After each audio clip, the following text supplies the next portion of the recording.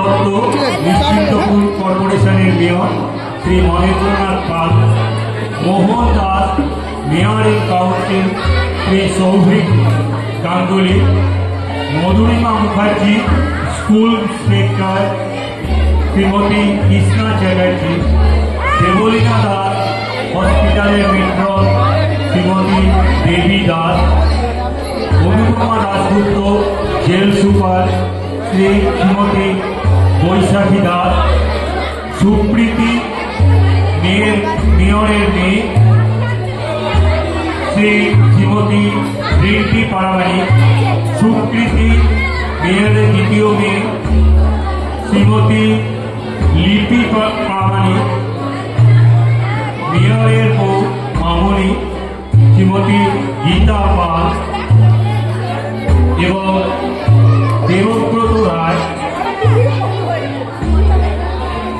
তিনি আসছেন সেই সাসপেন্সে যার এগিয়ে এই নাটকের শুরু। তিনি হচ্ছেন মলয় তন্ময় পাল। আমাদের এই নাটকের নির্দেশনায় শ্রী দেবনাথ মুখোপাধ্যায়। আমরা শুরু করতে চলেছি আমাদের আজকের নাটক তিনি আসছেন।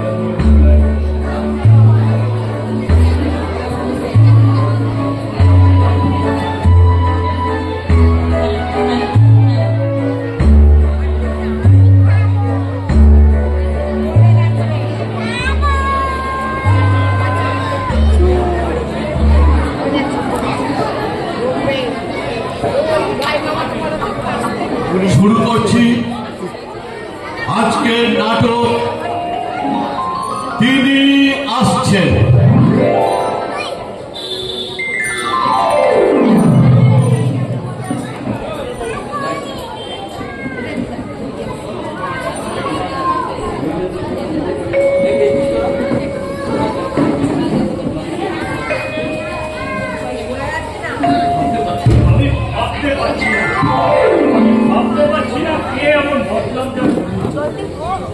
আমাদের কর্পোরেশনের সবটাই খারাপ, সেখানে নাকি সেখানে নাকি জামা কাপড় শুকনো হয়, হসপিটালে বেড়াল কুকুর ঘুরে বেড়ায়, আর জেলখানা সেখানে নাকি শুয়োর পোষা হয়,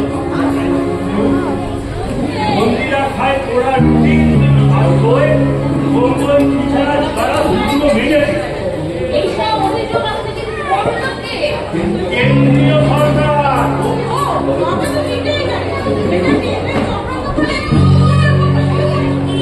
ব্যাপারটা এত সোজা নয়। আমাদের কর্পোরেশন পরিবেশ সুরক্ষার জন্য কোন রকম কাজ করছে না। এই কমপ্লেনটা গেছে সোজা বিশ্ব পরিবেশ দপ্তরে এবং সেখান থেকে বিশ্ব পরিবেশ দপ্তরের একজন ইন্সপেক্টর আসছে ঘরের দিনের পুরো ব্যাপারটা তদন্ত করতে এসেছে। একজন পরিদর্শক আসছে, তিনি নাকি প্রবল ক্ষমতাশালী, তারা রিপোর্ট দিলে আমাদের সমান আপনাদের বদলি আর আমার নিবর্তনের স্তরা একেবারে বাধা। নিজে বার করার জন্যই তো আপনাদের এখানে ছুটি আছে। বলুন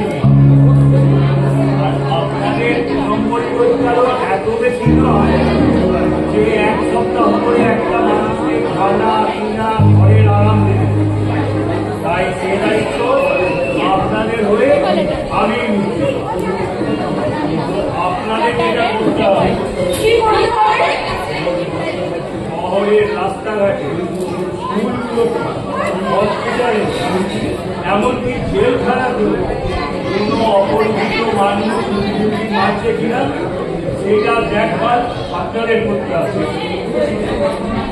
আচ্ছা, সে কি কোনো পুলিশ হবে?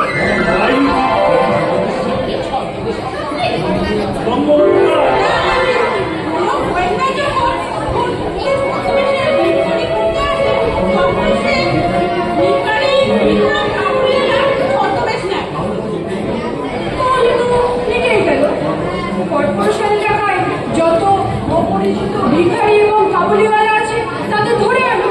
আমি থানার ওসিকে বলে দিচ্ছি, হাত ডেকে দিলেই না সে তার নিজের পরিচয় দিতে বাধ্য হবে। তারপরে ফিরে গিয়ে আমাদের বাড়িতে তুলসী পাতা ফুল দেওয়ার ব্যবস্থা করবে। আচ্ছা, সে ভিখারি কিংবা কাবুলিওয়ালা অত বেশি এই শহরে আসতে হবে কোনো একটা জায়গায়। সারাদিন তদন্তের শেষে সেও একটু রেস্ট চাই।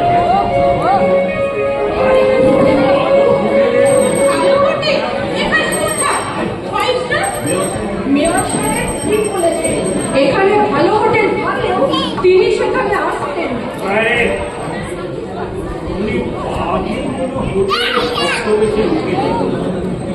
সারাদিন আমাদের রাতে গিয়ে হোটেলে আরাম করে ঘুমোতে।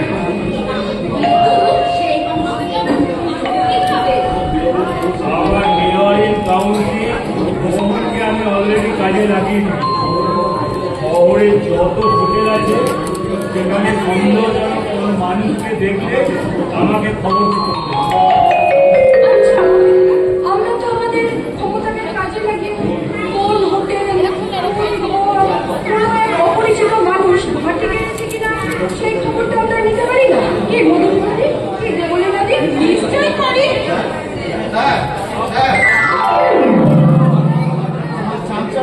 সবাইকে মাঠে নামিয়ে দিয়েছি। কাজের কাজ কিছু হলো কি? চামচাদের মুখে খবরকে খেয়াল কাটানো যে একজনকে খুঁজে পেয়েছি, সে নাকি দিল্লির কাজে এখানে এসেছে। কিন্তু আচ্ছা, তাকে দেখতে কেমন?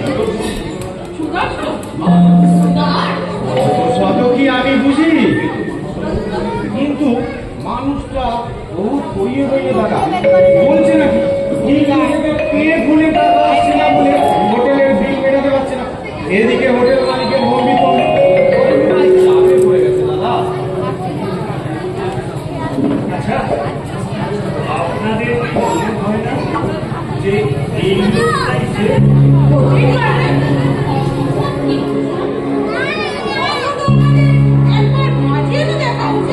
আপনারা কি যাবেন একবার তত্ত্ব তল্লাশ করতে? এতজন মিলে মানে আমরা তো শহরের গণ্যমান্য, তারপর সবাই মিলে ওই কি পার্টি হোটেলে গিয়ে দেখে যদি সবটাই ভোগি তাহলে আমাদের অসম্মান তো, তাই না? মোহন, বলুন দাদা। তুমি এক কাজ করো, তুমি যাও ভদ্রলোককে এখানে নিয়ে এসো। আর শোনো, বেশি আপনি আজকে করবে না, আবার মাথা গরম বুঝলে, যাও। কিন্তু হোটেল মালিক বলেছে দাদা টাকা না পেলে ওকে ছাড়বে না। মেয়র বললেও না বাজিয়ে দেখতে হবে। কোনো বাজনা বাজাতে হবে না, আমার গাড়িটা নিয়ে যাও, মানুষটাকে এখানে তুলে আসো, যা বাজানোর আমরাই বাজাবো। ঠিক ঠিক কিনা? ঠিক আছে দাদা।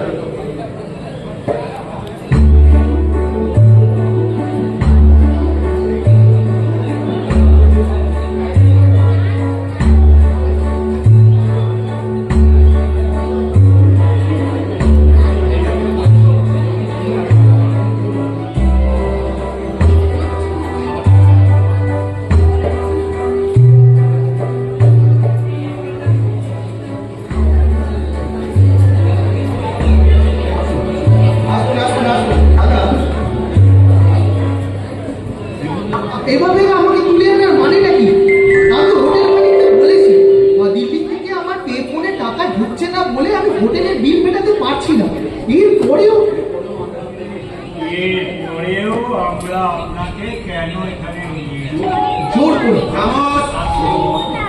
আপনাকে কোনো জোর করা হয়নি। এমনকি হোটেল মালিককে কথা দেওয়া হয়েছে আপনার বিল আপনি মেটাতে না পারলে এই নিশ্চিন্তপুরের মেয়র তার দায়িত্ব নিচ্ছে। বলা হয়েছে কিনা? কিন্তু আমি এখানে কেন? সামান্য কারণ। তার আগে আপনার সঙ্গে পরিচয় ছিলেন। আমি হচ্ছি দেশবন্ধু দত্ত, এই নিশ্চিন্তপুর কর্পোরেশনের মেয়র। নমস্কার। ইনি হচ্ছেন কর্পোরেশনের স্কুল ইন্সপেক্টর মধুরিমা মুখার্জি। নমস্কার।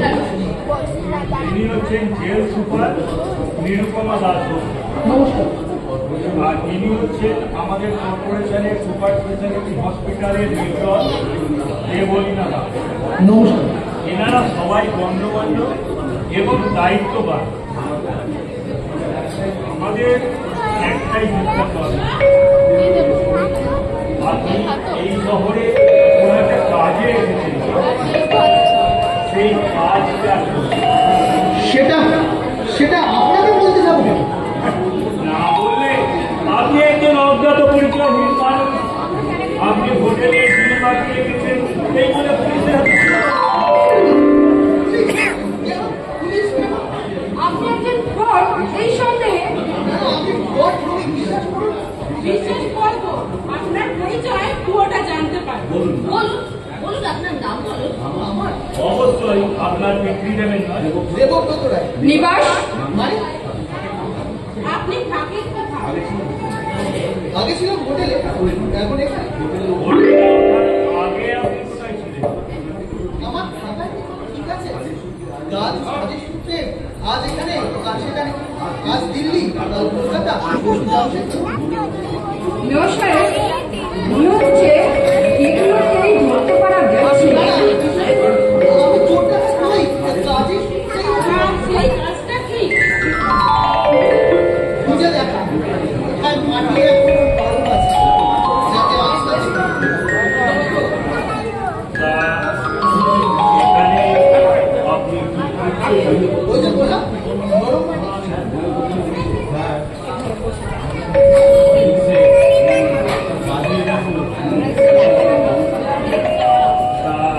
শহরে নরম মাটি করে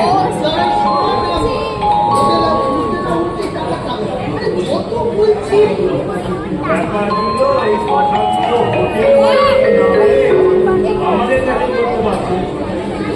আপনি সরকারি কাজে এসেছেন তো? অবশ্যই কন্ট্রাক্টটা তো ঠিকই আছে, আমাদের আচ্ছা, সেটা কি কোনো গোপন কাজ? আমাদের সব কাজটাই হয়। যদি আমাদের কোনো ভুল না হয়ে থাকে তাহলে অবশ্যই এটা এই কর্পোরেশনের পরিবেশ সংক্রান্ত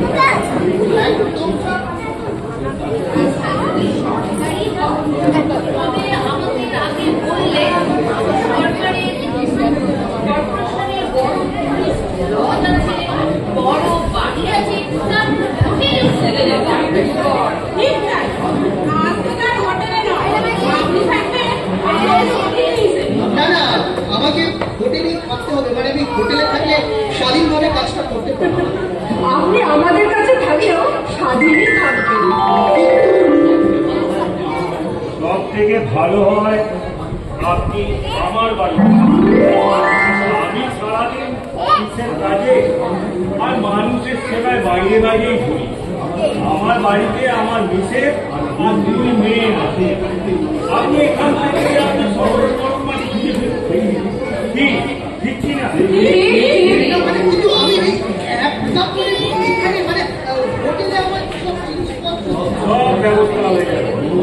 মোহন, বলুন দাদা, তুমি এক কাজ করো, হোটেলে যাও, গিয়ে ওনার বকেয়া যা কিছু আছে ওই পেমেন্টগুলো করো, করে ওনার ল্যাপটপ যা আছে সব নিয়ে এখানে চলে যাও। আচ্ছা স্যার। ঠিক আছে? হ্যাঁ, আর শোনো, এই নিশ্চিন্তপুরের মেয়র কাউন্সিল হিসেবে আজ থেকে উনি 10 দিন এখানে থাকবেন। ওনার দেখভাল করার দায়িত্ব হচ্ছে তোমার। ঠিক আছে? আসি দাদা। আজ আপনি বিশ্রাম নিন। কোথায় খুঁজবেন? জেলখানায়? শহরে রাস্তাঘাটে সবটাই তো আমার দেখা উচিত, তাই না? সরকারি কাজ বলে কথা। তাহলে আজ বিশ্রাম নিই, কাল থেকে শুরু হবে আমার নরম মাটির খোঁজ। আমরা সবাই প্রস্তুত স্যার।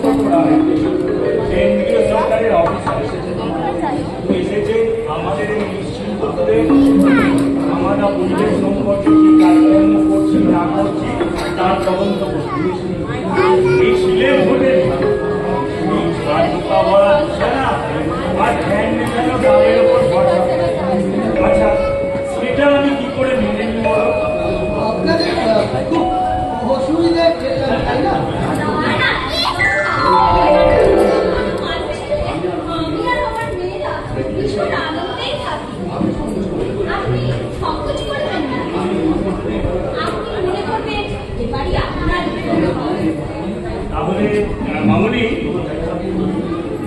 তোমার দায়িত্বে আমি এনাকে রেখে গেলাম। কাল থেকে উনি শহর পরিদর্শন করবেন। শহর পরিদর্শন নয়, পরিবেশ পর্যবেক্ষণ, যেমনটা আপনি বললেন। আর এই কারণে আজ আমার মেয়রিং কাউন্সিলের একটা মিটিং রেখেছি। অনুমতি করলে আমি সেই মিটিংয়ে যাই। তুমি তোমার কাজে যাও না, আমি নিজেই আমাকে প্ল্যান বলে লজ্জা দেবেন না। আমি আপনার ছেলের বয়সী, আমাকে দেবো মানে ছোট করে দেবো বলেই না। তবে তো নিজেই জানো, কাল থেকে আমি আপনাকে তোমার হ্যাঁ তোমাকে সারা শহর ঘুরিয়ে দেখো। একবার তুমি আমাদের নিশ্চিত করে বাবা,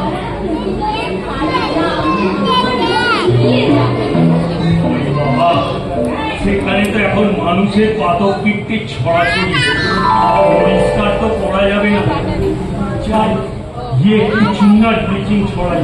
তবে তো না মানে ঠিক আছে, কিন্তু ওই স্কুল কলেজ হসপিটাল আমাকে তো সবটাই ঘুরে দেখতে হবে। এই জন্যই তো একদিনের মধ্যে আমাদের সবাইকে কুমোরেতে নামতে হবে। আমরা সবাই মিলে একসাথে সব জায়গায় ঘুরবো। তোমার বাড়িতে আর কি কি আছে? এইরকম প্রশ্ন তুমি তো দীপুকে আমার সাথে ছেড়ে দিলে, তাহলে তুমি এত প্রশ্ন করো।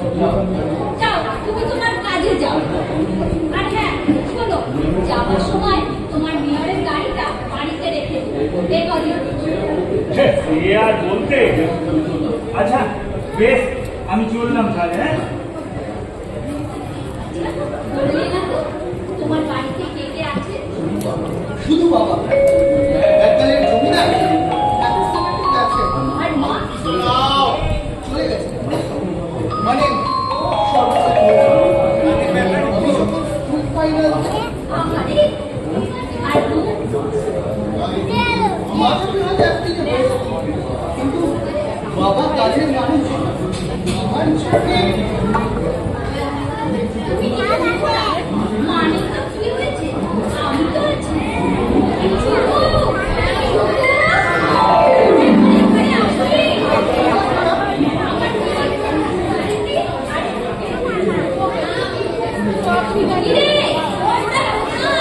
যাচ্ছি মা।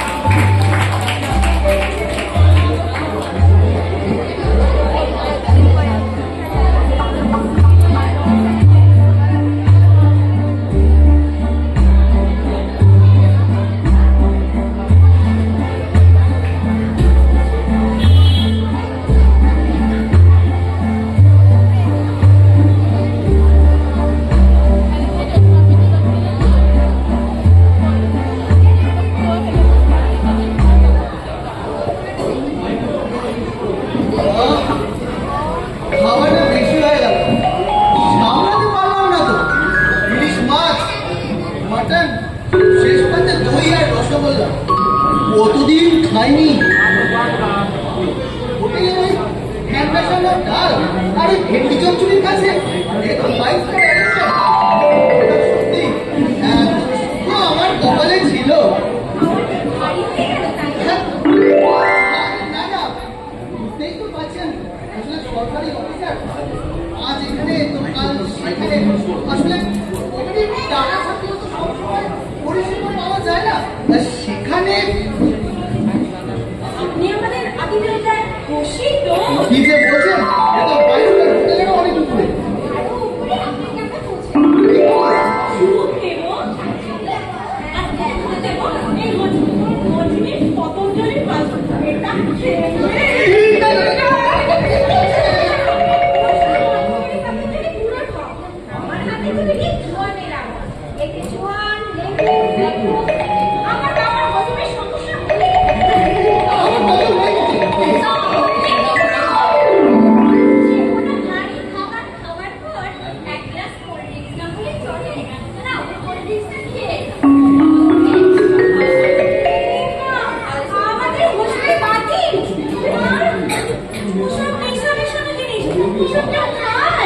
আমি খাই খাবো কোল্ড খাবো আপনাদের ভালোবাসা আহা কি মধুর হাসু।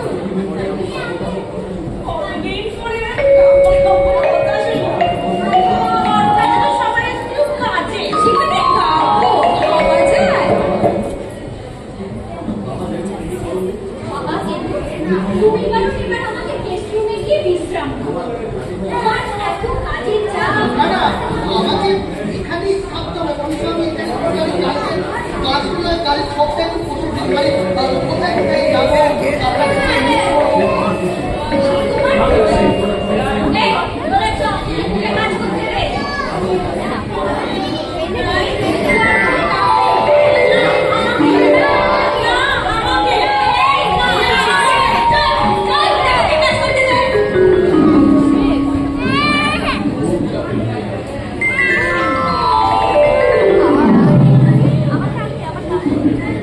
খুব চাপে হয়ে গেল না খাওয়াটা না এখানে থাকাটা যত তাড়াতাড়ি সম্ভব এখান থেকে আমাকে হরকাতে হবে কিন্তু তার আগে ভবিষ্যতের রসদ যতটা পারা যায় এই মিত্রিপুর থেকেই আমাকে কুড়িয়ে নিয়ে যেতে হবে কিভাবে ভাবতে হবে ভাবতে হবে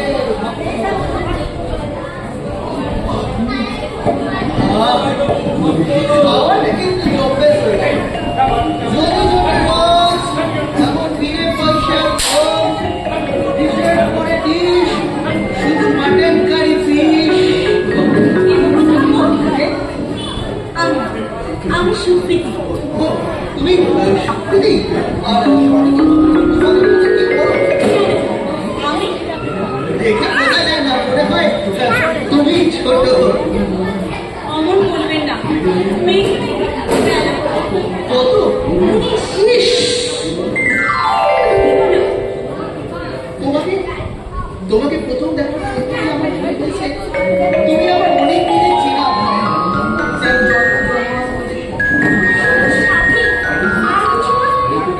বলতে তো ইচ্ছে করে তুমি আমার প্রেম তুমি আমার সাধনা তুমি জানো তো আর মিথ্যে নাটক করতে হবে না। জানি তো সবটাই মিথ্যে সবটাই আমার কল্পনা তুমি বিয়রের মেয়ে তোমার পাশে কি আর আমাকে মানে আমার কোনো ছেলে বন্ধু নেই। আমিও কোনো মেয়ের মতো সুগার করার সময় পাই না আমি লেডিরা তুমি কি আমার বন্ধু করো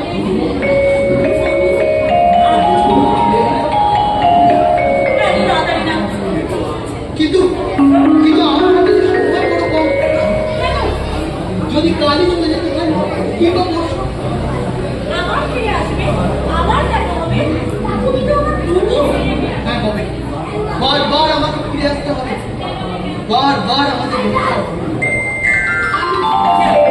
আরে থামো না না, তোমার কাজ আছে। এটা কি অকাজ এই, শোনো, আমার ওই বোন সুপ্রীতি, তাকে কিন্তু একদম পাত্তা দিও না। আর একদম ছেড়ে দেবো। সব সময় তার সাথে আড্ডা মারি। তাই তাহলে তো আমাকে মাথায় রাখতে হবে বিষয়টা। তবে কি জানো তো, বলো তোমার বোন, মানে আমার শালী। মানে হলেও তো হতে পারে। না, আমি যাই। হ্যাঁ যাও। আর শোনো, মাকে চুপি চুপি কানে কানে বলো, আমি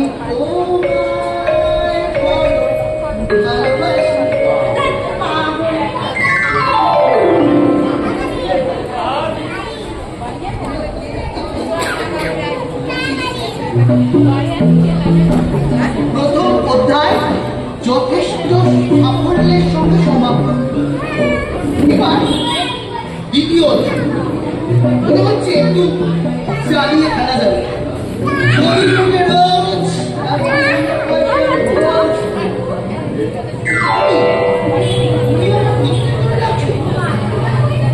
তারপরে তুমিও নেই তো আমার পছন্দ। তুমি জানলে কি করে? বাড়ি পাচ্ছি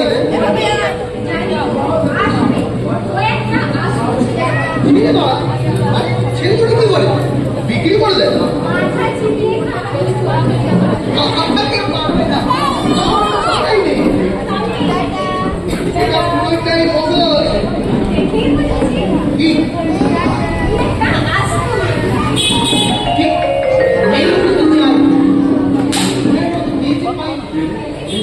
একবার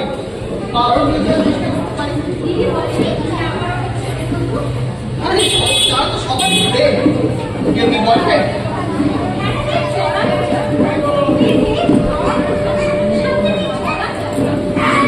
আমিও হয়েছি আরেকবার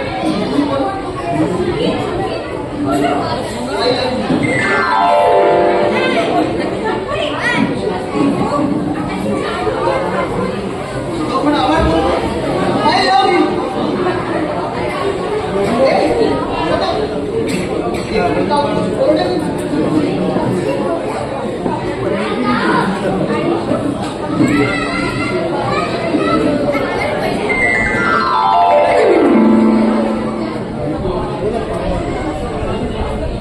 দ্বিতীয় অধ্যায় সাফল্যের সঙ্গে সমাপ্ত। এবার ছিপ ফেলে বসে থাকো। একটা রুই বা কাতলা ছিপে জিতবে, কিন্তু তার আগে এই যে স্যার বলছি, দুপুরে বিশ্রাম খাওয়া দাওয়া সব ঠিক ছিল তো?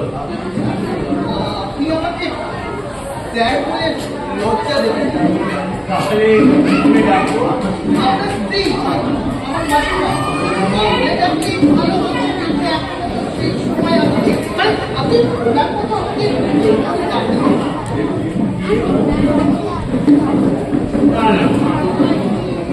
আন্তর্জাতিক পরিবেশ একাডেমি ভারতের ভারপ্রাপ্ত অফিসারকে নাম ধরে রাখা?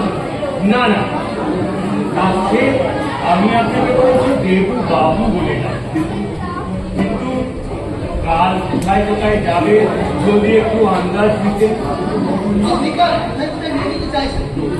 এই যেমন ধরুন নদীর ধার, হসপিটাল, স্কুল, জেলখানা। তা এগুলো দেখলে পুরো শহরটাকে দেখা হবে তো? অবশ্যই। আমি কিন্তু একা যাবো না। কেন, আপনার সঙ্গে আরো অফিসাররা যাবেন নাকি? অবশ্যই যাবে। তারা আছেন কোন হোটেলে? তারা কোনো হোটেলে নেই, আছেন আপনার বাড়িতে। মানে মানে আমার সাথে যাবে আমার মা, না মানে এখনো মাসিমা, আর আমার দুই লেডিরা সুপ্রীতি এবং সুপ্রীতি।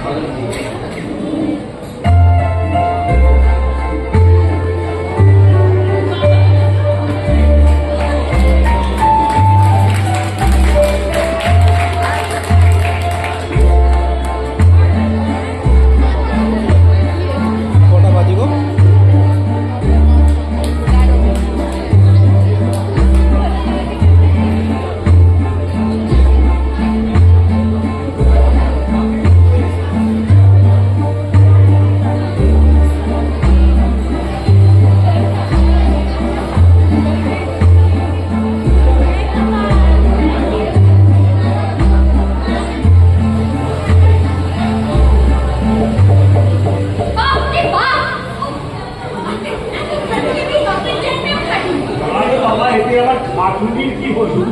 তুমি তো গাড়ি ছুড়ে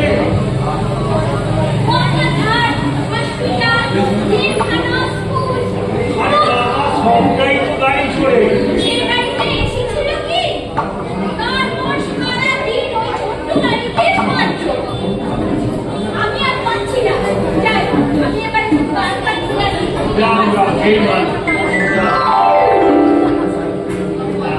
স্যার, আপনি আমাদের এই নিশ্চিন্ত কেমন দেখলেন?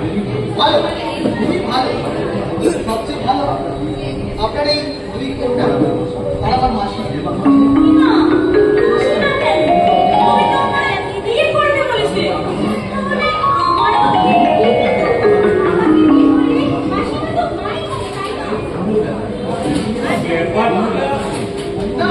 কোনো ব্যাপার নয়।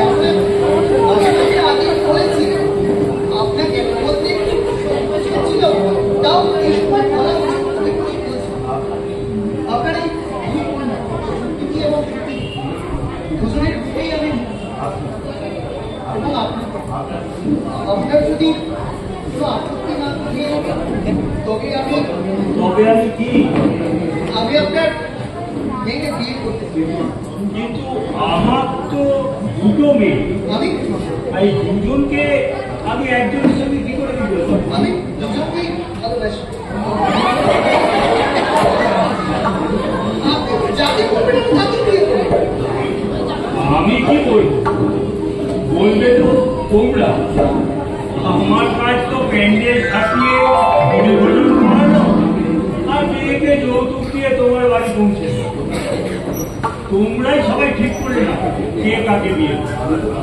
আমি তো বাবা, আমার একটা মেয়ে উদ্ধার হলেই হলো।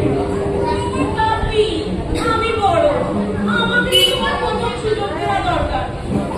আর যদি প্রশ্রয় খায়, দেখো তুমি পুলিশ করে বলে তোমার ঠিক কাকে পছন্দ? আমি তো বলেইছি তোমাদের দুজনকেই পছন্দ। তবে সিদ্ধান্ত নেওয়ার আগে মেয় সাহেব, আমি যদি আপনার ছোট কন্যা সুপ্রীতির সাথে একটু আলাদাভাবে কথা বলতে পারতাম। ওর সাথে তোমার আবার কি কথা? ও একটা বদমাইশ মেয়ে। ওকে বিয়ে করলে তুমি সারা জীবন জ্বলে পড়ে মরবে। আর তুমি এমএ পাস করে ঘরে এগুলো শুনে বসে আছিস। ওরে আমাদের কিন্তু সরকারি অফিসার, লাখের কাছে মাইকে, তুই তোমার কাছে 100% তোমার। আরে থাম থাম থাম, কি আধান করে ঘুরলাম। এই দেববাবু, এর সমাধান একমাত্র আপনিই করতে পারেন। সমাধান একটাই, আমাকে বিয়ে কর। না আমাকে। এই চুপ, তুই চুপ। করবি? তুমি আমার অবস্থাটা বুঝতে পারছি। দেখো, তুমি মেয়েই আমার কাছে সমান। তুমি যদি এদের মধ্যে একজনকে বেছে নিতে, আমার বলার কিছু ছিল না। কিন্তু আমার দুই মেয়েই তোমাকে বিয়ে করতে পাওয়ারই আছে। এখানে আমার মতে যদি একটা লটারি করা যায়, মানে মানে আমার দুই মেয়ে তোমাকে বিয়ে করতে প্রস্তুত। দেখো, এই ব্যাপারে আমারও কোনো আপত্তি নেই। কিন্তু দুই মেয়ে তো আর আমি একজনের সঙ্গে বিয়ে দিতে পারি না। তাই আমার প্রস্তাব একটা লটারি। দুই মেয়ের নাম কাগজে লিখে আমি একটা কামড়িয়ে গেল। আমার হিন্দু মানে তোমার এখনকার মাসিমা, তারপর মা, তিনি যার নামটা তুলবে তার সঙ্গেই আমরা তোমার বিয়ে দিয়ে দেবো। দারুণ, চ্যালেঞ্জ অ্যাকসেপ্টেড। কিন্তু সিদ্ধান্ত নেওয়ার আগে মেয় সাহেব, আমি যদি একবার সুপ্রীতির সাথে কথা বলতে পারবো। ও মেয়েটা বলে ফেলো। না মানে একটু আলাদাভাবে। ও আচ্ছা, ঠিক আছে। এই শুকু, চো আমরা একটু ভেবে নিই। সুপ্রীতি, হ্যাঁ বলো ডার্লিং। শোনো সুপ্রীতি,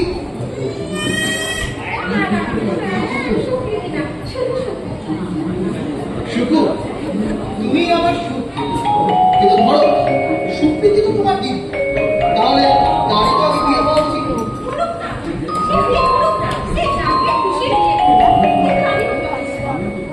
আমি তো তোমাকেই চাই। শোন, মন দিয়ে শোনো, আমার যা কাজের হাল, তাতে আমাদের মাসের মধ্যে 20 দিন আজ কলকাতা, কাল কোয়েম্বাটুর।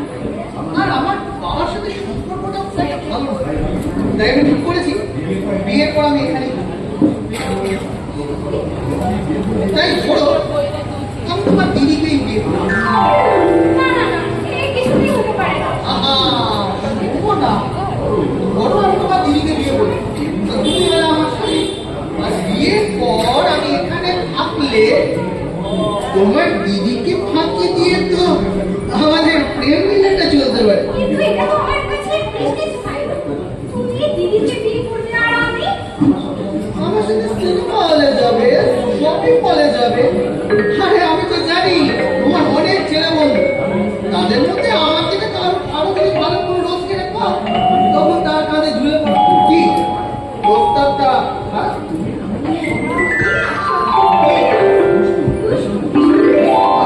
তাহলে আমি রাজি। চলো চলো ঘোষণাটা করে ফেলি। দিদি, বাপি, একবার আসবে?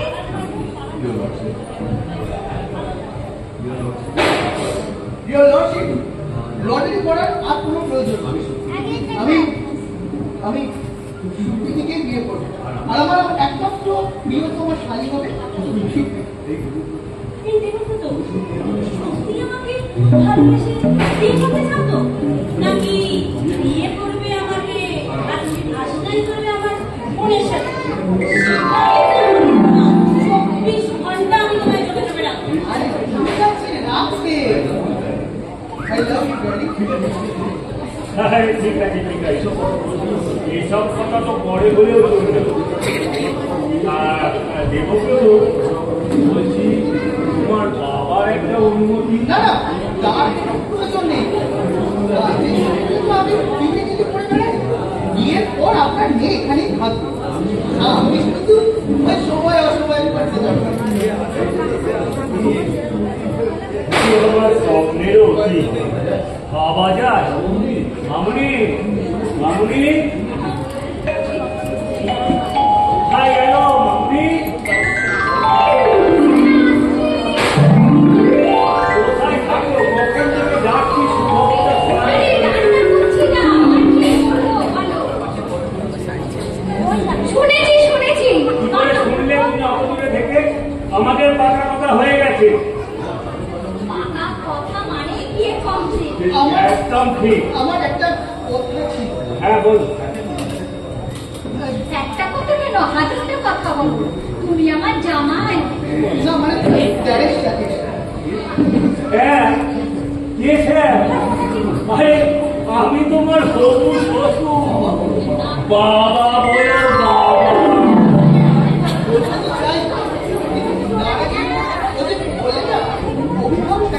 হ্যাঁ একমাত্র মামা মারা যাওয়ার পর তিনি আমার একমাত্র অভিভাবক, আমার ব্রেন ফিলোসফার অ্যান্ড গাইড। মানে তাকে কাছে নবদ্বীপে একবার যদি তার কাছে অনুমতি নিতে যেতে পারতাম। আরে কে তোমাকে বারণ করেছে? যাও না। আমার তো একটা কাজ শেষ হয়ে গেছে, মানে রিপোর্ট তো আমি আজকে রাত্রেই করে দেবো, কিন্তু ওই যে আমার তো মোবাইলে নেটওয়ার্ক নেই আর রিপোর্টটা আমি পাঠাতেও পারছি না। আর আমার কাছে যে যাবো হাতে সেরকম টাকা পয়সাও নেই। টাকার সমস্যা? এই নিশ্চিত করে মেয়রের জামাইয়ে ভাবি, একটা কিছু করো। তোমার মেয়ের বিয়ে বলে কথা, ভাববে না? তার চেয়ে বেশি ভাবছি আমি আমার রিপোর্টটা পাঠাবো কি করে। মোবাইলে ইন্টারনেট কাজ করছে না, আর রিপোর্টটা পাঠাতে না পারলে আমি মামার কাছে সমস্যা, খুব সমস্যায় পড়ে গেছি। ভাবি, ও আমাকে জামাই। দেখো তো হয়নি। হবে তো। এই আশাতেই তো। এই দেবব্রত, তুমি একটা কাজ করো। তুমি তোমার রিপোর্টটা লিখে একটা খামে ভরে আমার কাছে পাঠিয়ে দাও। আমি সেটা আমার লোককে দিয়ে পোস্ট অফিস থেকে পোস্ট করে দেবো তোমার দপ্তরে। আর ওর মামার কাছে যাওয়া? বাবা সে ব্যবস্থাও হয়েছে। এটা আমাদের কাছে মোস্ট ভাইটাল। কাল সকালে আমার গাড়ি তোকে নিয়ে নবদ্বীপ চলে যাবে। ও মামার বাচ্চা নেবে, নিয়ে আবার সন্ধ্যেবেলা ফিরে চলে আসবে। না মানে বুঝলেন কি, মানে আমার মামা তো অনেক জমির মালিক ওই ওই ওসব দেখাশোনা দেখে অনেক সময় মামাকে গ্রামে চলে যেতে হয় আর কি। কেন মামার কোনো ছেলে মেয়ে নেই?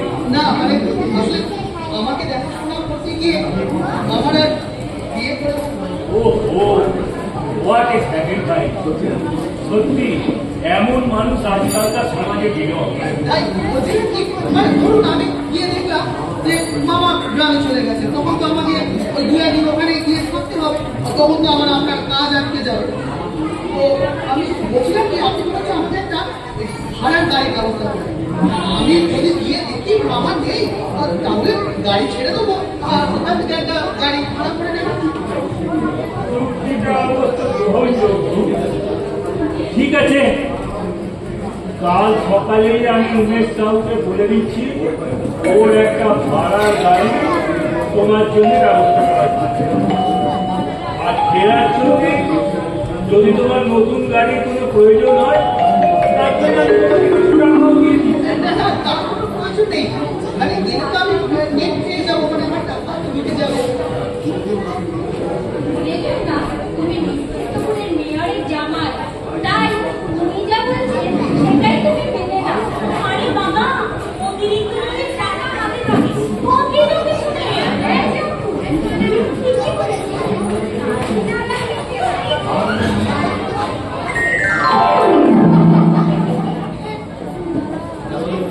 তাহলে বেরোবো তো, ওই কথাই রইল। আজ তোমার গাড়ি আসছে, গাড়ি ভাড়ার দায়িত্ব হচ্ছে আমার। আর পথ খরচ হিসেবে তোমাকে আমি 5,000 দিই। হ্যাঁ হবে, তবে সবটাই কিন্তু খাও। ঠিক আছে, ঠিক আছে, তুমি অর্ডার। আমি এলাম, হ্যাঁ। আর যদি টাকা আমাকে এসে গেলে আমি কিন্তু মানে যদি এখন যদি ওই কনভেন্সটা না ঢোকে, মূল বেতনটা তো ঢুকবে ওই 1,20,000, ওই 1,20,000 মাইনে পুরো কম না।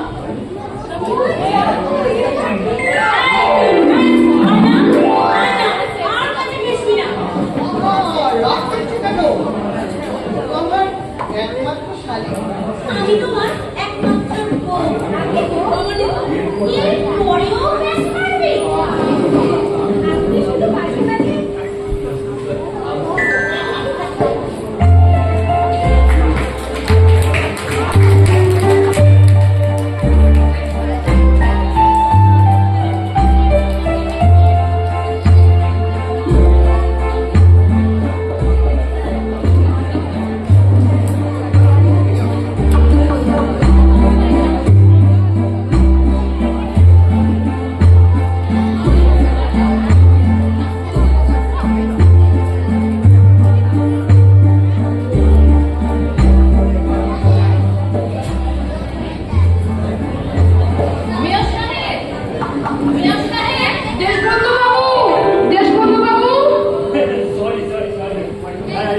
পাশে পারিবারিক কাজে দেরি হয়ে গেল। এই আর কি, মেয়েরা বড় হয়েছে, ওদের বিয়ে সাজতে হবে তো, সেই ব্যাপারে ডিউটির সঙ্গে একটু আলোচনা করতে পাত্র পছন্দ হয়ে গেছে, চলছে কথাবার্তা।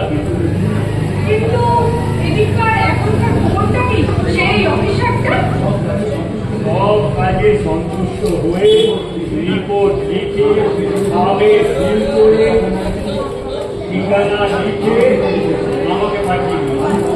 আমি মোহন মানে আমাদের মেয়রের কাউন্সিল, ওকে দিয়ে পোস্ট অফিসে পাঠিয়ে দিই, সেটা পোস্ট করে দেওয়া।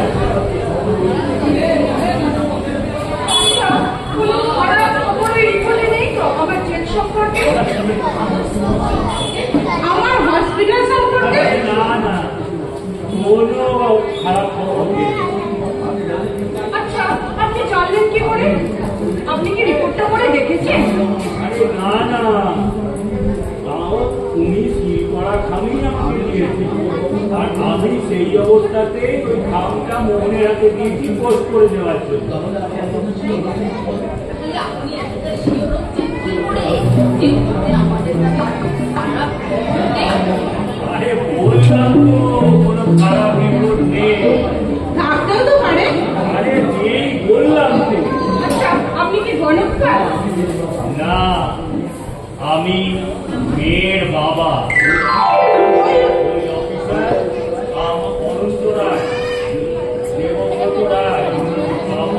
আমাকে বিয়ে করতে হবে। আচ্ছা, এখানে কেউ কোনো খারাপ রিপোর্ট দেয়? ওই অফিসার দেবব্রত রায় আপনার মেয়েকে পছন্দ করে ঘুরবে, তাড়াতাড়ি যাবে। ঝামেলা ছিল আছে। মানে আপনার কথা হলো আমি পোস্ট অফিসে চিঠিটা নিয়ে গেলাম পোস্ট করতে।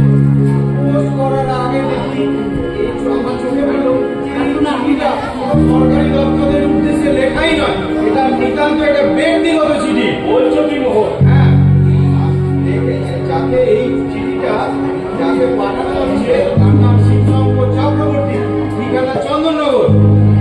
বলছো কি? আমি খামটা খুলে চিঠিটা দেখলাম আর পোস্ট না করে আপনার কাছে নিয়ে চলে এলাম। এই দেখুন, কি আছে ওই চিঠিতে? তাহলে পড়ি। পড়ুন, পড়ুন। সোনাদা, একসময় তোমার রঙ্গপীঠে অভিনয় করতাম, তারপর নানা কারণে তুমি আমাকে দল থেকে তাড়িয়ে দাও। হ্যাঁ, আমার দোষ ছিল।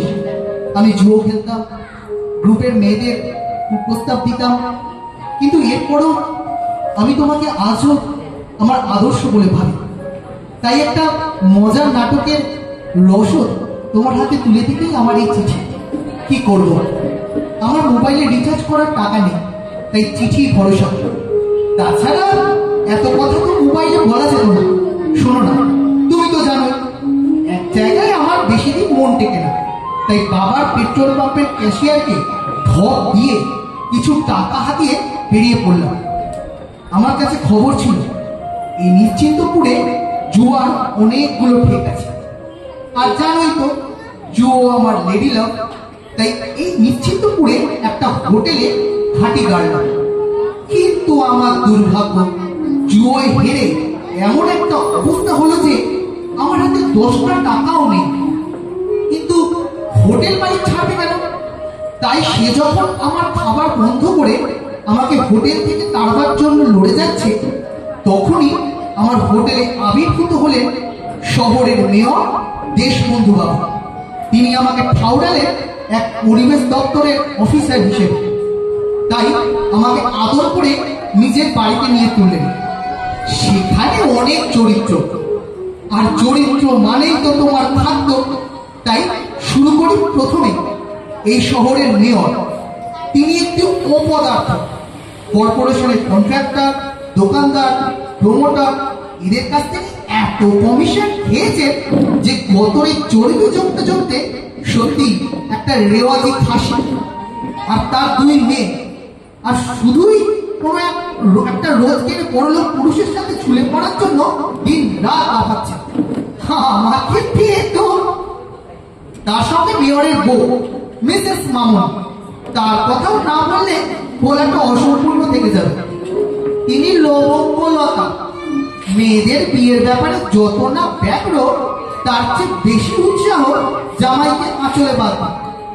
এরপরে আছে এই শহরের স্কুল ইন্সপেক্টর, আছেন হসপিটালের মেট্রন, আছেন জেল সুপার, সবাই হীরের টুকরো। ওরা শুধু কাদা খাটে না, কাদার মধ্যেই দিন রাত কাটায়। এক অদ্ভুত অভিজ্ঞতা। যখন দেখা হবে সব তোমায় খুলে বলবো। আপাতত ঢপ দিয়ে আমি চললাম। কোথায়? তুমি তো জানোই আমি সুদূরের প্রিয়াসী।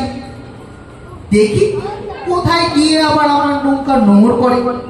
ভালো থেকো, আরো ভালো ভালো নাটক লিখো।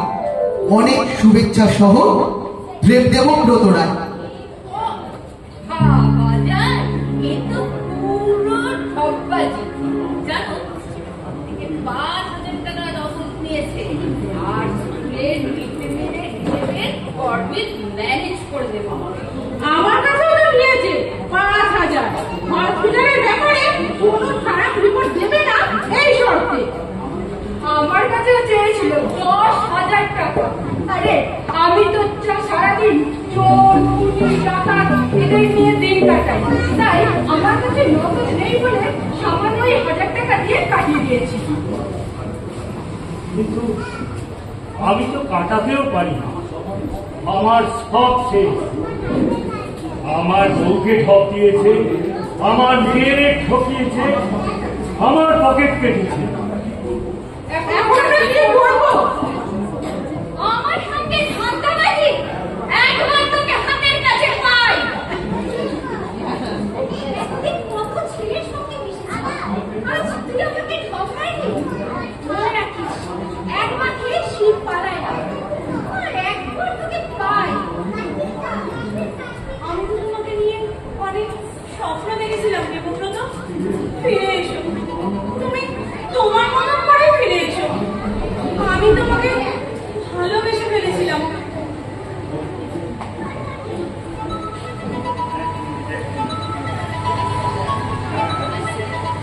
হ্যালো, হ্যাঁ আমি নিশ্চিন্তপুরে দেববন্ধু দত্ত বলছি। হ্যাঁ হ্যাঁ বলুন, কে বলছেন? একটুখানি ধরুন না, শুনতে পাচ্ছি না, একটু ধারণার বাড়ি যাচ্ছে। একটুখানি হ্যাঁ বলুন। না সার্কিট হাউস কেন? আমার বাড়িতে। ও আপনি নিরপেক্ষ থাকতে চান? বেশ বেশ, তাই হবে। হ্যাঁ বলুন, আমাকে কখন যেতে হবে? আমাকে যেতে হবে না? আমরা কেউ যাবো না? আচ্ছা আচ্ছা,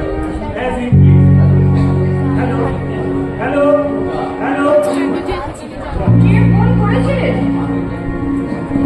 আন্তর্জাতিক পরিবেশ একাডেমি ভারতের পরিবেশবিদ মিস্টার সুশান্ত সিনহা, তিনি আসছেন দিল্লি থেকে।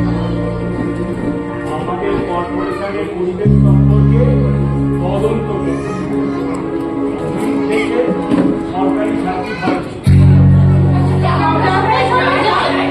না না, উনি নিরপেক্ষ তদন্ত করবে, তাই আমাদের ওখানে না যাওয়ার জন্য অর্ডার দিল। তো লড়ে যাবো, লড়ে যাবো। কোনো আশার আলোই দেখতে পাচ্ছি না। খারাপ রিপোর্ট দিলে আমার চাকরিটা নিয়ে যাবে। যা হবার কম কামাই তোমরা করিনি, তাই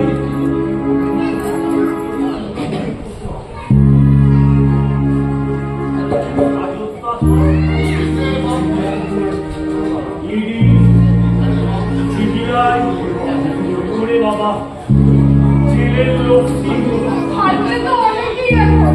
তাহলে তাহলে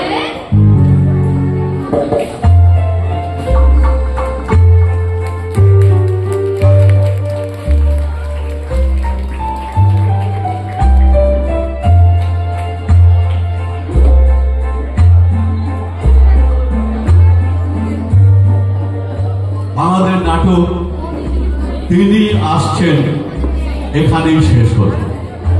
উপস্থিত সকলকে আমরা শুভ শারদীয়া শুভেচ্ছা ও অভিনন্দন জানিয়ে আমাদের নাটক এখানেই শেষ করলাম।